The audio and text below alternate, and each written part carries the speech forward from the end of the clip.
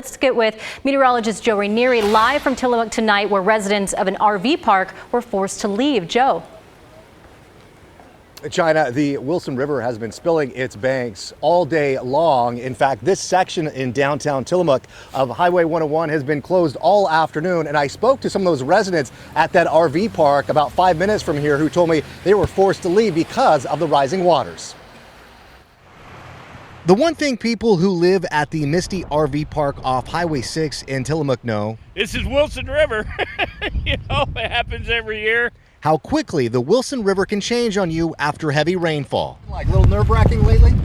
A little bit. The water's rising high, and we're getting ready to get out. Mark Ingram and his wife were not expecting to see such a sharp rise in the river levels. Right about the base of the tree line when I left this morning, 2 hours time, it's boom, it's up. So we're just trying to, I didn't expect for it to rise this quickly. A combination of steady rainfall and high tide on Tuesday morning quickly started to cover these picnic tables with fast flooding water. It's crested now. It's probably about 14.7 is where they said it was supposed to crest at.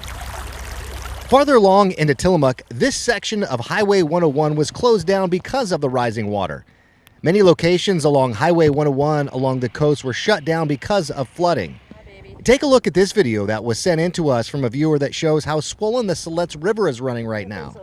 As more rain is expected to fall over the next couple of days, residents like Dennis Jewell are going to try to remain calm. I've seen it worse. I live on the backside over here, and it was about 1.5 feet from my space at 15 feet. Knowing that they have seen this river climb a lot higher than what they're seeing right now.